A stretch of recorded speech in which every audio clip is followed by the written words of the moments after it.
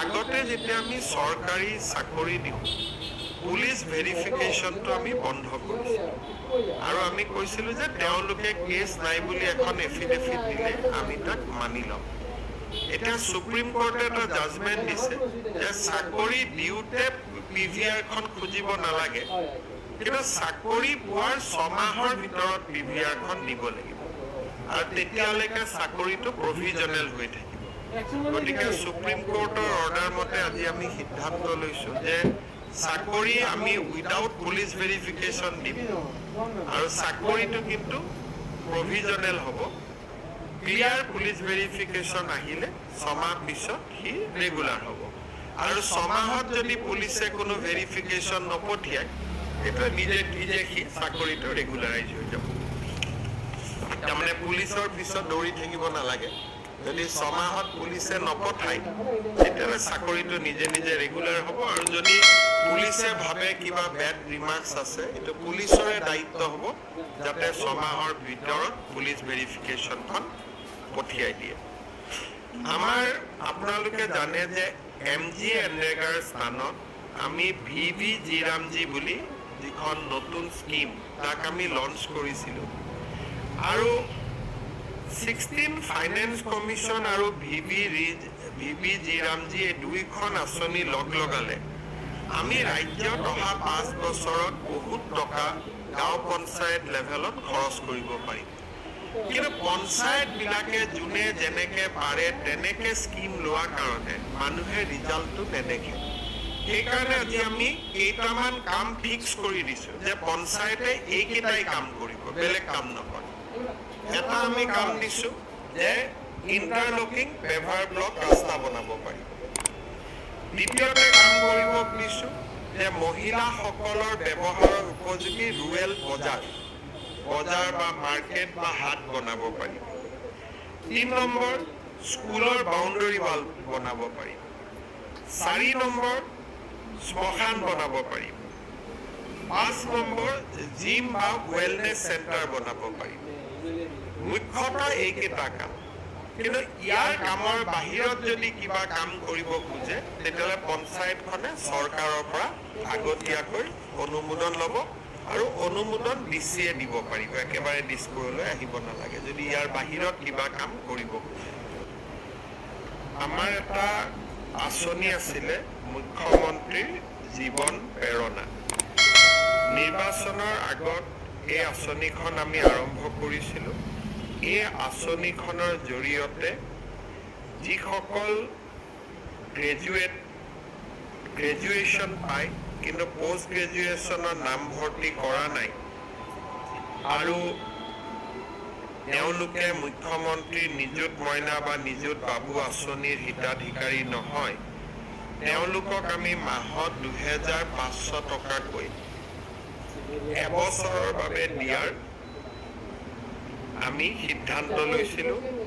ফেব্ৰুৱাৰী March মাহত তেওঁলোকক আমি এই পুঁজি আগবঢ়াইছিলোঁ। প্ৰায় 48,366 গৰাকী প্ৰাৰ্থীয়ে ফেব্ৰুৱাৰী আৰু মাৰ্চ মাহৰ পুঁজি লাভ কৰিছিল। কিন্তু পৰৱৰ্তী সময়ত চৰকাৰৰ পূৰ্ণাংগ বাজেট অধিৱেশন নোহোৱাৰ কাৰণে মুখ্যমন্ত্ৰীৰ জীৱন প্ৰেৰণা আঁচনিখন সাময়িকভাৱে বন্ধ হৈ আছিল। আজি কেবিনেটে ছেপ্টেম্বৰ মাহৰ প্ৰথম সপ্তাহৰ পৰা এই আঁচনিখন পুনৰ আৰম্ভ কৰিবলৈ 118.58 কোটি টকাৰ অনুমোদন জনায়। ইয়াৰ জৰিয়তে 48,366 জন স্নাতক শিক্ষাৰ্থীয়ে মাহে 2,500 টকাকৈ সৰ্বমুঠ এবছৰ চৰকাৰৰ পৰা পুঁজি লাভ কৰিব। আঁচনিখনৰ নাম মুখ্যমন্ত্ৰীৰ জীৱন প্ৰেৰণা আৰু এই আঁচনিখনৰ বিষয়ে বন্ধ হৈ থকাৰ কাৰণে বহুত যুৱক যুৱতী চিন্তিত হৈ আছিল। আজি কেবিনেটে আঁচনিখন ছেপ্টেম্বৰ মাহৰ প্ৰথম সপ্তাহৰ পৰা পুনৰ আৰম্ভ কৰাৰ সিদ্ধান্ত গ্ৰহণ কৰিছে। আমাৰ বাজেটত Chief Minister's Foreign Language Initiative for Global Human Talent অৰ্থাৎ বিদেশী ভাষা শিকোৱাৰ বাবে আমি এটা স্কিম এনাউন্স কৰিছিলোঁ। কেবিনেটত আজি সিদ্ধান্ত লোৱা হয় যে এজন বিদেশী ভাষা শিকিবৰ কাৰণে আগ্ৰহী যুৱক যুৱতীক আমি 1.5 লাখ টকাৰ এটা স্কলাৰশ্বিপ দিম। প্ৰথম 3 মাহৰ ট্ৰেইনিং শেষ হোৱাৰ লগে লগে তেওঁলোকে 30,000 টকা পাব। 6 মাহৰ ট্ৰেইনিং শেষ হোৱাৰ লগে লগে তেওঁলোকে আৰু 30,000 পাব। বিদেশী ভাষাৰ পৰীক্ষাত উত্তীৰ্ণ হোৱাৰ লগে লগে তেওঁলোকে 40,000 পাব। আৰু বিদেশত চাকৰি কৰিবৰ কাৰণে যেতিয়া তেওঁলোকে ভিছা দি পাব আৰু 50,000 টকা ৰাজ্য চৰকাৰৰ পৰা লাভ কৰিব। অৰ্থাৎ আমাৰ যুৱক যুৱতীক বিদেশী ভাষা শিকি বিদেশত চাকৰি কৰাৰ বাবে 1.5 লাখ টকাৰ এটা সাবসিডি স্কিম, ৰাজ সাহায্যমূলক স্কিম আজি কেবিনেটে অনুমোদন জনায়, যাক CM ফ্লাইট বুলি কোৱা হয়। বৰ্তমান প্ৰায় 150 ছাত্ৰ ছাত্ৰীয়ে বিদেশী ভাষা পঢ়ি আছে বা শিকি আছে।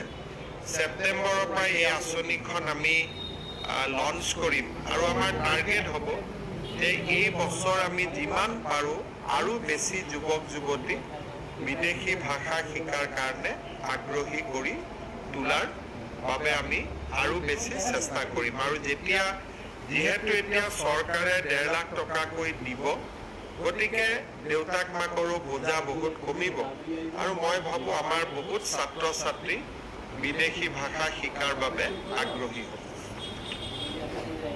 আজি আমাৰ বড়োলেণ্ড টেৰিটৰিয়েল কাউন্সিললৈকে তেওঁলোকক এইবাৰ আমি বাজেটত 900 কোটি টকা দিয়াৰ প্ৰস্তাৱ ৰাখিছিলোঁ। তাৰে প্ৰথম ইনষ্টলমেণ্ট হিচাপে BTCলৈ আজি 450 কোটি টকা মুকলি কৰি দিয়াৰ কেবিনেটে সিদ্ধান্ত গ্ৰহণ কৰে।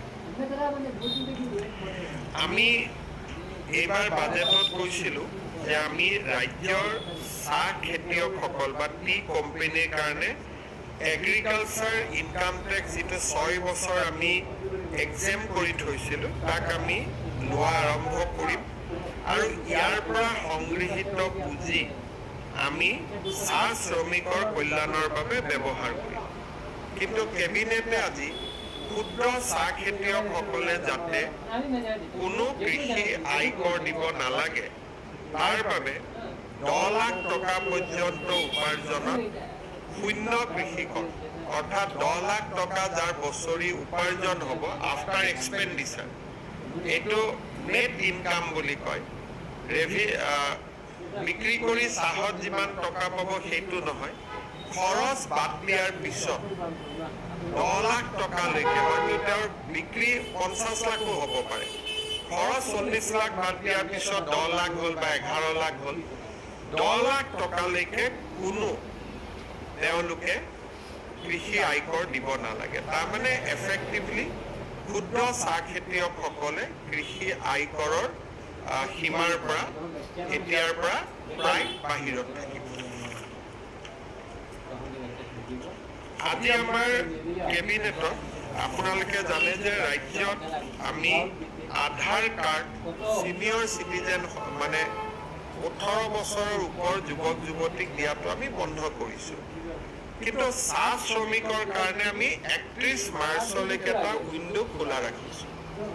এইবাৰ মই ডিব্ৰুগড় তিনিচুকীয়ালৈকে যাওঁতে মোক বহুতে ক'লে যে বহুত মৰাণ আৰু মটক মানুহেও আধাৰ কাৰ্ড ল'ব পৰা নাছিলে। তেওঁলোকৰ যিহেতু বাংলাদেশ বা বিদেশী বা ইয়াৰ লগত কোনো সম্পৰ্ক নাই, সেইকাৰণে তেওঁলোকৰ ক্ষেত্ৰতো আমি আধাৰ কাৰ্ড লোৱাৰ সময় 31 মাৰ্চলৈকে বঢ়াই দিছোঁ। 18 বছৰৰ ওপৰৰো যি মৰাণ মটক ৰাইজে এতিয়ালৈকে আধাৰ কাৰ্ড লোৱা নাই, 31 মাৰ্চ পৰ্যন্ত তেওঁলোকে আধাৰ কাৰ্ড ল'ব পাৰিব। আমি আমাৰ আগতে এই অৰ্ডাৰটোত অকল টি গাৰ্ডেন আৰু আদিবাসী আছিলে আপ টু 31 মাৰ্চ, তাত এতিয়া আমি মৰাণ আৰু মটককো ইনক্লুড কৰিছোঁ। অৰ্থাৎ মৰাণ মটক ৰাইজেও 31 মাৰ্চলৈকে চিনিয়ৰ ব্যক্তিয়েও আধাৰ কাৰ্ড লৈ থাকিব পাৰিব। 2-এজন বাদ পৰি আছে, তেওঁলোকে এইটো সুবিধা ল'ব পাৰিব।